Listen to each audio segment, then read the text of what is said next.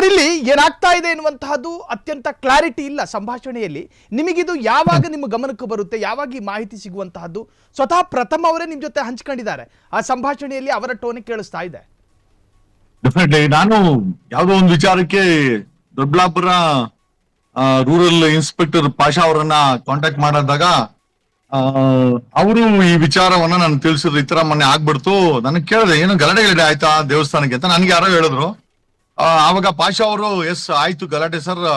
ನಾನು ಹೇಳಿದೆ, ಒಂದು FIR ಮಾಡಕ್ಕಾಗಿಲ್ಲ, ಯಾಕೆ ಈ ತರ ಎಲ್ಲ, ಒಬ್ಬ ಸೆಲೆಬ್ರಿಟಿಗಿನೇ ಈ ತರ ಆದ್ರೆ ಇನ್ನು ಸಾಮಾನ್ಯ ಜನರ ಕತೆ ಹೆಂಗೆ, ನಮ್ದು ಕತೆ ಹೆಂಗೆ ಅಂತ ಕೇಳಿದೆ ನಾನು. ಇಲ್ಲ ಅವ್ರೇನೋ ಕಂಪ್ಲೇಂಟ್ ಕೊಡಕ್ಕೆ ಹಿಂದೇಟ್ ಹೊಡಿತಾ ಇದಾರೆ ಅಂತಂದ್ರು. ಮತ್ತೆ ನಾನು ಪ್ರಥಮ್ಗೆ ಕಾಂಟ್ಯಾಕ್ಟ್ ಮಾಡಿದೆ. ಪ್ರಥಮ್ ಫೋನ್ ರಿಸೀವ್ ಮಾಡ್ಲಿಲ್ಲ. ಐ ಥಿಂಕ್ ತದನಂತರ ಈ ಕಾಲ್ ಮಿ ಬ್ಯಾಕ್. ನನ್ಗೆ ವಾಪಸ್ ಅವರೇ ಫೋನ್ ಮಾಡಿದಾಗ ಈ ಕನ್ವರ್ಸೇಷನ್ ರೆಕಾರ್ಡೆಡ್ ಇದು. ಆಮೇಲೆ ಅವ್ರು ಹೇಳಿದ್ರು ಇದನ್ನ ಶೇರ್ ಮಾಡಬೇಡಿ ಅಂತ, ಒಂದ್ 2 ದಿವಸ ಆಗುತ್ತೆ ಅಂತ. ನನ್ನ ಹತ್ರ ಮಾತಾಡಿದ್ವಿ, if I am not wrong 24th ಮಾತಾಡಿದವ್ರು. 2 ದಿವಸ ಆಯ್ತು. ಅಕಸ್ಮಾತ್ ಏನಾದ್ರು ಹೆಚ್ಚು ಕಡಿಮೆ ಆದ್ರೆ ನಾವು ಜವಾಬ್ದಾರಿಯುತವಾದಂತ ವಕೀಲರಾಗಿ ನಾಳೆ ದಿವಸ ಪೊಲೀಸರು ಇದನ್ನ ಸರ್ ನಮ್ಗೆ ಯಾಕೆ ಹೇಳಿಲ್ಲ ಅಂತಂದ್ರೆ ನಾವೇನ್ ಮಾಡೋದು ಅಂತ ಹೇಳಿ, ಅದಕ್ಕೆ ನನ್ಗೆ ಏನು ಆಪ್ಷನ್ ಇರ್ಲಿಲ್ಲ. So I just gave it to men. Media ಮುಂದೆ ಮತ್ತೆ ಫೇಸ್ಬುಕ್ ಅಲ್ಲಿ ಅದನ್ನ ಶೇರ್ ಮಾಡಿದ್ವಿ. I think course of action ಪೊಲೀಸರು ಅದು ಅವ್ರಿಗೆ ಬಿಟ್ಟು ಸರ್. ಸರ್, ಈಗ ಈ ನಿಮ್ಮಿಬ್ಬರ ಸಂಭಾಷಣೆಯಲ್ಲಿ ರಕ್ಷಕ್ ಬುಲೆಟ್ ನ ಹೆಸರು ಕೂಡ ಪ್ರಥಮ ಹೇಳ್ತಾ ಇದ್ರು ಒಂದ್ ಕಡೆ. ಯಾಕೆ ಬಂತು ಈ ಹೆಸರು ಅಂತ ಈ ವಿಚಾರದಲ್ಲಿ? ನಾನು ಎಂಟರ್ ಕನ್ವರ್ಸೇಷನ್ ಅಲ್ಲಿ ನೀವು ಕೇಳಿಸ್ಕೊಂಡ್ರೆ ಗೊತ್ತಾಗುತ್ತೆ. ರಕ್ಷಾ ಬುಲೆಟ್, ಅದೇ ಬುಲೆಟ್ ಪ್ರಕಾಶ್ ಮಗ ಇವನು ಪ್ರಥಮನ್ನ ಕರ್ಕೊಂಡು ಹೋಗಿದಂತೆ. ಕರ್ಕೊಂಡೋಗಿ ಆ ದೇವಸ್ಥಾನದ ಉದ್ಘಾಟನೆ ಬದಲು ದೇವಸ್ಥಾನದ ಪಕ್ಕದಲ್ಲಿ ಸ್ವಲ್ಪ ಕಾಡ್ತಾರ ಇದೆಯಂತೆ, ಅಲ್ಲಿ ಎಲ್ಲ ಅಡ್ಡ ಹಾಕಿದ್ದಾರೆ. ಅಲ್ಲಿ ರಕ್ಷಾ ಬುಲೆಟ್ ಇದ್ದ ಅಂತೆ. ರಕ್ಷಾ ಬುಲೆಟ್ ಬಂದು ಕರೆದಿದ್ದಾನೆ, ಬಾಸ್ ಕರೀತಾರೆ ಬನ್ನಿ ಅಂತ. ಈತ ಹೋಗಿಲ್ಲ. ದೇವಸ್ಥಾನಕ್ಕೆ ಹೋಗಿ ವಾಪಸ್ ಬರೋಷ್ಟೊತ್ತಿಗೆ ಕಾರ್ ಎತ್ಕೊಂಡು ಪ್ರಥಮ ಹೊರಡಕ್ ಬಂದಿದ್ದಾನೆ. ಆವಾಗ ಒಂದಿಬ್ರು ಬಂದು ಕಾರಲ್ಲಿ ಫ್ರಂಟ್ ಅಲ್ಲಿ ಕೂತ್ಕೊಂಡ್ರಂತೆ, ಇಳಿ ಕೆಳಗಡೆ ಅಂತ. ಸೊ ಇಳಿದು ಅಲ್ಲಿಂದ ಕರ್ಕೊಂಡೋಗಿ ಇದೆಲ್ಲ ಆಗಿರೋದು ಅಂತ ಪ್ರಥಮ್ ಹೇಳ್ದ ನಮ್ಗೆ. ಆಮೇಲೆ ಅಲ್ಲಿ ಒಂದಷ್ಟು ಪ್ರತ್ಯಕ್ಷ ದರ್ಶಿಗಳು ಕೂಡ ಇದನ್ನೇ ಹೇಳಿದ್ರು. Plus I think Doddaballapur rural inspector ಅವರು ಕೂಡ ಗೊತ್ತಿದೆ. ಇದೆಲ್ಲ ಎಲ್ಲರ ಮುಂದೆ ಆಗಿದೆ ಇದು. ಜಗದೀಶ್ ಅವರೇ, ಆಸ್ ಎ ಅಡ್ವೊಕೇಟ್ ಆಗಿ ನೀವು ಹೇಳಬೇಕು, ಒಂದು ಅಪರಾಧ ನಡೆದ ಮೇಲೆ ಅದರಲ್ಲಿ ಸಂತ್ರಸ್ತನಾಗಿ ಅಪರಾಧವನ್ನ ಮುಚ್ಚಿಡೋದು ಎಷ್ಟು ದೊಡ್ಡ ತಪ್ಪು?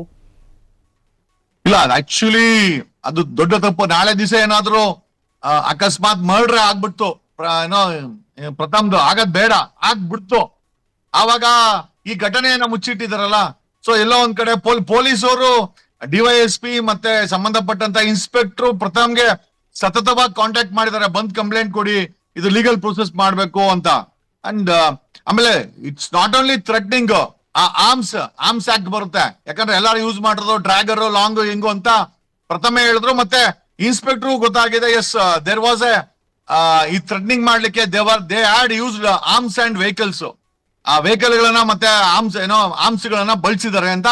ಅದು ಕೂಡ ಅಕಸ್ಮಾತ್ ಸಣ್ಣ ಪುಟ್ಟ ಏನೋ ಸಣ್ಣ ಹುಡುಗರ ತರ ಏನೋ ಗಲಾಟೆನೋ ಸಣ್ಣ ಪುಟ್ಟ ಬೆದರಿಕೆನೋ ಸಮಸ್ಯೆ ಇರ್ಲಿಲ್ಲ.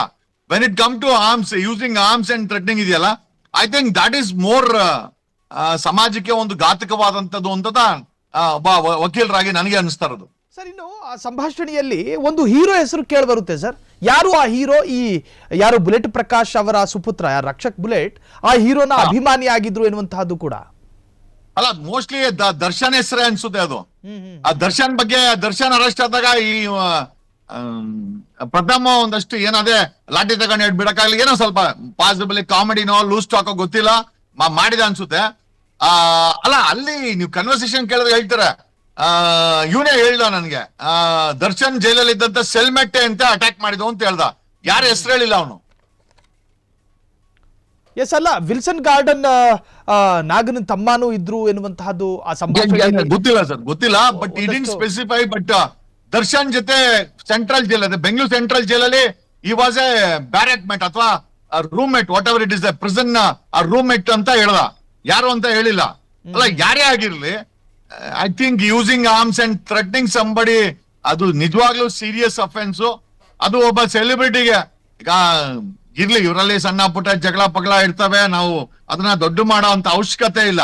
ಬಟ್ ಇದು ಚಿತ್ರರಂಗದಿಂದ ಅಂಡರ್ ವರ್ಲ್ಡ್ ಹೋಗ್ಬಿಟ್ರೆ, ಒಬ್ಬ ಚಿತ್ರರಂಗದ ನಟ ಅಂಡರ್ ವರ್ಲ್ಡ್ ನ ಬಳಸ್ತಾನೆ ಎದುರ್ಸಕ್ಕೆ ಚಾಕು ಇಕ್ಕಕ್ಕೆ. ಅಕಸ್ಮಾತ್ ಕುಡ್ದವ್ರು ತಿವಿದ್ ಬಿಟ್ಟಿದ್ರು ಡ್ರ್ಯಾಗರ್ ಅಲ್ಲಿ, ಸತ್ಗೀತ್ ಹೋಗಿದ್ರೆ ಏನ್ ಮಾಡೋದು?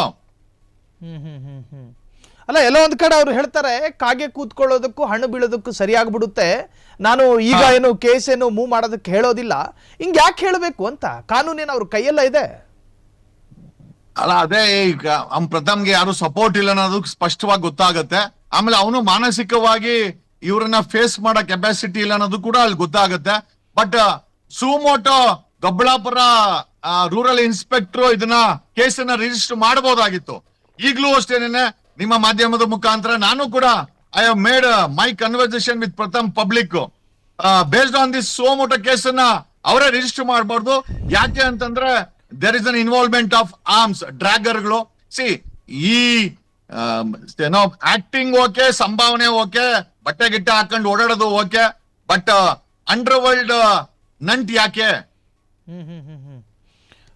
ಎಸ್, ಒಟ್ಟಾರೆ ಪ್ರಥಮ್ ಒಂದು ಜವಾಬ್ದಾರಿತ ಸ್ಥಾನದಲ್ಲಿರುವವರು, ಒಬ್ಬ ಚಿತ್ರನಟ ಅಂತ ಹೇಳಿದ್ರೆ ಅವರಿಗೆ ಸಾಮಾನ್ಯರಂತಲ್ಲ, ಒಂದಷ್ಟು ಜವಾಬ್ದಾರಿಗಳಿರ್ತಾವೆ. ಇನ್ನು Yes, yes, ಈ ಒಂದು ಪ್ರಕರಣದಲ್ಲಿ ಕೇಳಿ ಬರ್ತಾ ಇರುವಂತ ಮತ್ತೊಂದು ಹೆಸರು, ಆತನು ಕೂಡ ಯುವ ಕಲಾವಿದ. ಸೊ ಒಂದು ಕಡೆ ಸೋಷಿಯಲ್ ಮೀಡಿಯಾದಲ್ಲಿ ಚರ್ಚೆ ಆಗ್ತಾ ಇದೆ ಲಾಯರ್ ಜಗದೀಶ್ ಅವರೇ, ಕೆಲ ನಟರುಗಳ ಹೊಸ ಸಿನಿಮಾಗಳು ಮುನ್ನೆಲೆಗೆ ಬರುವಂತಹ ಸಂದರ್ಭದಲ್ಲಿ ಅದಕ್ಕೇನಾದ್ರೂ ಪ್ರಚಾರ ಸಿಗಬೇಕು ಅಥವಾ ಸ್ವಯಂ ವೈಯಕ್ತಿಕ ಪ್ರಚಾರಕ್ಕಾಗಿ ಈ ತರಹದ್ದೊಂದು ಗಿಮ್ಮಿಕ್ಗಳನ್ನ ಮಾಡ್ತಾರೆ ಎನ್ನುವಂತಹದ್ದು, ಈ ಆರೋಪದ ಬಗ್ಗೆ ಏನ್ ಹೇಳ್ತೀರಿ? ಅಲ್ಲ, ಕಾಂಗ್ರೆಸ್ ಸರ್ಕಾರ ಇಂತ ರೌಡಿಗಳನ್ನ ಬೆಳೆಸೋದ್ರಲ್ಲಿ ಏನೋ ಎತ್ತಿದ ಕೈ. ಕಳೆದ 6 ತಿಂಗಳಲ್ಲಿ ಸರ್ 5 ಹೆಣ ಬಿದ್ದಿದೆ ಗ್ಯಾಂಗ್ ವಾರ್ ಅಲ್ಲಿ ಬೆಂಗಳೂರಲ್ಲಿ. 6 ತಿಂಗಳಲ್ಲಿ 5 ಗ್ಯಾಂಗ್ ವಾರ್, 5 ಹೆಣ ಬಿದ್ದಿದೆ. ಸೊ ವಾಟ್ ಈಸ್ ಪೊಲೀಸ್ ಏನ್ ಮಾಡ್ತಾ ಇದಾರೆ ಸರ್? ಪೊಲೀಸ್ ಏನ್ ಮಾಡ್ತಾ ಇದಾರೆ? ಆಮೇಲೆ ಡ್ರ್ಯಾಗರ್ ಅಲ್ಲಿ ಚುಚ್ಚುಚ್ಕೊಂಡು ಫಿಲಂ ಪ್ರಮೋಷನ್ ನನಗೇನು ಅರ್ಥ ಆಗಲ್ಲ ಸರ್. ಏನೋ ಅದನ್ನ ಹೇಳ್ತಾರಲ್ಲ, ಕುಣಿಲಾರ್ದವ್ರು ಏನೋ ನೆಲ ಡೊಂಕು ಅಂದ್ರಂತೆ. ಕೈಲಿ ಅಂದ್ರೆ ನೋಡಿ, ಪವರ್ಫುಲ್ ವ್ಯಕ್ತಿಗಳ ವಿರುದ್ಧ FIR ಮಾಡಕ್ಕೆ ಆಗಿರ್ಲಿ, ಪೊಲೀಸ್ ಕ್ರಮ ವಿಚಾರ ಬಂದೆಗೆ ಆಗ್ಲಿ, ಹಿಂದೆ ಹೊಡಿತಾರೆ ಪೊಲೀಸ್ ಆಗಿರ್ಬೋದು, ಸರ್ಕಾರ ಕಾಂಗ್ರೆಸ್ ಸರ್ಕಾರ ಆಗಿರ್ಬೋದು. ಯಾರನ್ನ ತಲೆಗೆ ಬಟ್ಟೆ ಇಲ್ದಿರೋ ಅಥವಾ ನಮ್ಮಂತಾರೋ ಅಂತಂದ್ರೆ ಬೇಕಾದ್ರೆ ಸುಳ್ಳು FIR ಹಾಕಿ ತಗೊಂಡೋಗಿ ಬೇಕಾದ್ರೆ ಜೈಲ್ಗೆ ಹಾಕ್ತಾರೆ 3 ತಿಂಗಳು 4 ತಿಂಗಳು. ವೆದರ್ ಇಟ್ ಈಸ್ ಧರ್ಮಸ್ಥಳ ಹತ್ಯಾಕಾಂಡ or it is an action against a powerful people, ಅಥವಾ ಇವನು ಪ್ರಥಮ್ ಹೇಳೋ ಪ್ರಕಾರ ಯಾರ ಹೆಸರು ಹೇಳಲ್ಲ ಅವರ ವಿರುದ್ಧ ಕ್ರಮ ತಗೊಳಕ್ಕೆ ನೋಡಿ ಹಿಂದೇಟು ಮುಂದೇಟು. ಅಕಸ್ಮಾತ್ ಒಬ್ಬ ಸಾಮಾನ್ಯ ವ್ಯಕ್ತಿ, ಅಕಸ್ಮಾತ್ ನೀವಾಗಿದ್ರೇನೋ ಒಬ್ಬ ಸಾಮಾನ್ಯ ವ್ಯಕ್ತಿ ಆಗಿರೋ FIR ಆಗಿ ಜೈಲ್ಗೆ ಹಾಕ್ಬಿಟ್ಟಿರೋರು. ಕ್ಷಣ ಕ್ಷಣದ ಸುದ್ದಿಗಳಿಗಾಗಿ ಫ್ರೀಡಂ ಟಿವಿ ಸಬ್ಸ್ಕ್ರೈಬ್ ಮಾಡಿ, ಲೈಕ್ ಮಾಡಿ ಹಾಗೂ ಫಾಲೋ ಮಾಡಿ. ಹೊಸ ಸುದ್ದಿಗಳ ನೋಟಿಫಿಕೇಶನ್ಗಾಗಿ ಬೆಲ್ ಐಕಾನ್ ಮೇಲೆ ಕ್ಲಿಕ್ ಮಾಡಿ.